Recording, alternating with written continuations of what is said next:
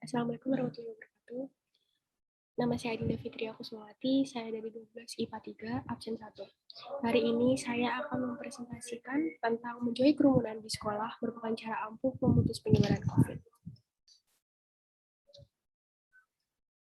Kerumunan merupakan perkumpulan massa dalam satu waktu dan tempat yang sama. Saat ini pembelajaran tatap muka dibuka atau diterapkan di sekolah yang berada di level PPKM 1-2. Menjauhi kerumunan adalah salah satu cara ampuh dan mudah untuk dilakukan seluruh warga sekolah agar lancarnya kegiatan belajar mengajar. Sudah 2 tahun lamanya, kegiatan sekolah yang seharusnya dilakukan secara online, yang seharusnya dilakukan di sekolah, dilakukan dengan secara online. Dengan adanya sekolah secara offline atau tatap muka ini yang sudah diberlakukan, maka tugas guru tidak hanya tentang ilmu pengetahuan saja, melainkan juga mengajarkan sekaligus mengingatkan kepada seluruh warga sekolah tentang bahaya COVID-19 dan agar selalu tidak berkerumun atau menjauhi kerumunan. Juga mengingatkan untuk selalu cuci tangan sebelum masuk area sekolah dan juga menggunakan masker dimanapun berada. COVID-19 ini adalah penyakit menular yang disebabkan oleh virus SARS-CoV-2. Sebagian besar orang yang tertular COVID akan mengalami gejala ringan hingga sedang dan akan pulih tanpa penanganan khusus. Namun, sebagian orang akan mengalami sakit parah dan memerlukan bantuan medis. Virus dapat menyebar dari mulut atau hidung orang yang terinfeksi melalui partikel cairan kecil ketika orang tersebut batuk, bersin, bicara, bernyanyi, atau bernafas. Partikel ini dapat berupa droplet yang lebih besar dari saluran pernafasan hingga aerosol yang lebih kecil.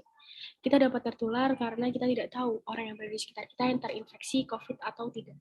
Tidak banyak orang yang selalu menganggap COVID ini adalah penyakit yang serius. Banyak juga yang belum sadar betapa pentingnya atau bahaya COVID. Sebagai berikut contoh-contoh orang yang belum sadar. 1. Banyak siswa yang pulang sekolah tidak langsung pulang. 2. Berkumpul terlebih dahulu sebelum masuk sekolah atau sebelum pulang, dengan alasan jumpa kangen setelah 2 tahun lamanya tidak bertemu. Yang ketiga, makan di tempat yang tidak menggunakan masker atau bahkan tidak duduk dengan berjarak, termasuk dalam kerumunan itu.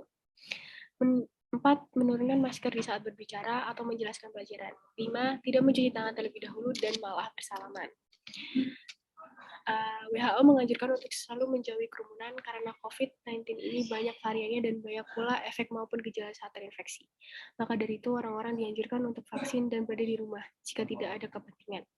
Bahkan masuk sekolah dan kerja juga wajib vaksin guna mengurangi penyebaran.